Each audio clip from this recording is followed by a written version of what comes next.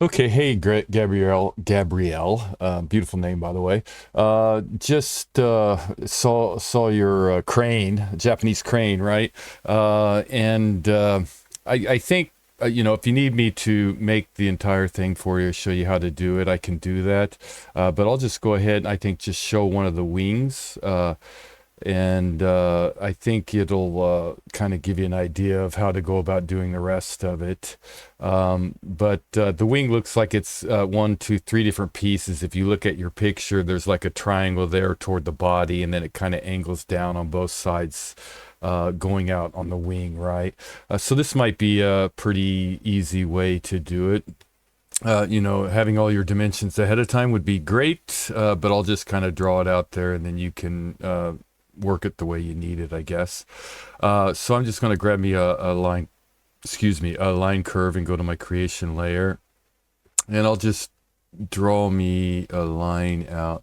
Let's make it, I have my grid snaps on and they're set at 1. So those are out there, just FYI. So I just made one where it's going to connect to the body of the crane, right? And then I'm going to make a small triangle here, and I'll just go ahead and mirror it either way. I mean, it's pretty pretty quick. And then accept that, and then I'll just go ahead and right click. Well, not mirror, but go back down and just grab a line and draw it out however far I want it. And we could do the same thing with this one, or you can just draw it out either way. And we have that one. So we have the shape here, but it's all flat, right? That's not going to do us any good. So what we'll need to do is we'll grab these two here and we will go to a rotate, right? And we'll just snap it right there, but we'll come down here and you can see it's snapping right here, but it's letting me do it this direction, right? And I'll snap it there and we'll just bump it up a half or something like that, however, defined you want it to be.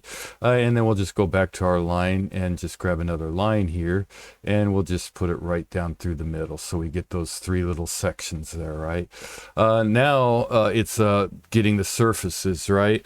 If we go to our surfaces and we try to use our parametric, we can go 1, 2, 3, but we don't have the point, right? We could try that, and it looks like it laid it out anyway. So you could use the parametric, I guess, because it did lay it out for us, even though we didn't do that point, right? But normally you would use the sweep to non-parametric and pick that point if it doesn't work.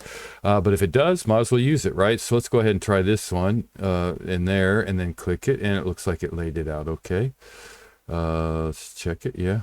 Okay, and then we'll just do that last one. We'll accept that, go in and do the 1, 2, 3, and then that one. And now we have our surface. We can take our surface here, select all three surfaces. We'll go ahead and join those together.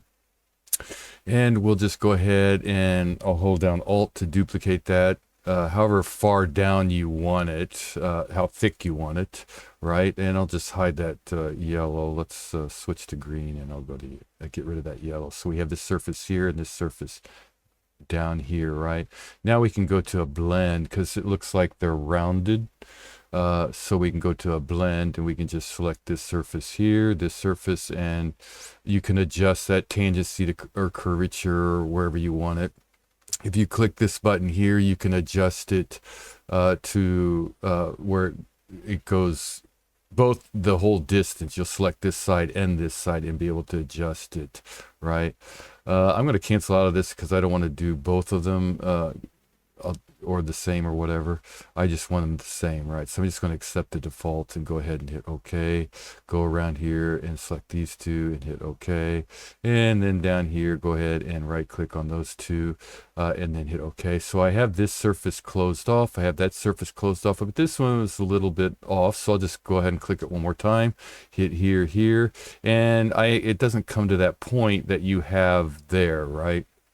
In your thing. If you want it that sharp, you can go ahead, or you could just click it, lock those together, and then adjust it out so it gives you a sharper edge there, but it's still a little rounded, so it's not going to be scratching up things or whatever, but you could do it that way.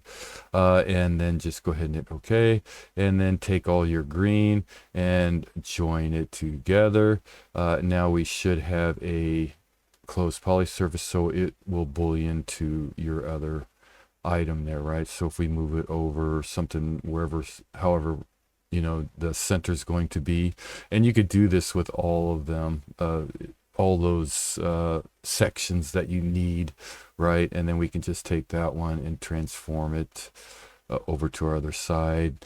And if you wanted it to bend up a little or something, let's go ahead and switch this to our object, our C plane there, and you can drag it up or however you want to, and then connect them all together.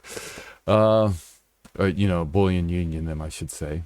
Boolean union. Once you get your center section and all the other sections in there, I just draw them out all separately and then boolean them all together, and you should be good to go. If that makes sense. If like I say, if you need more help on it, I can go ahead and do the whole thing if you want. But hopefully this will help you. All right.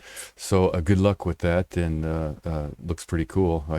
I get these from people all the time. They have a very, very special meaning here in Japan. Hopefully maybe research that and be kind of interesting to know. So hope that helps. Thanks a lot.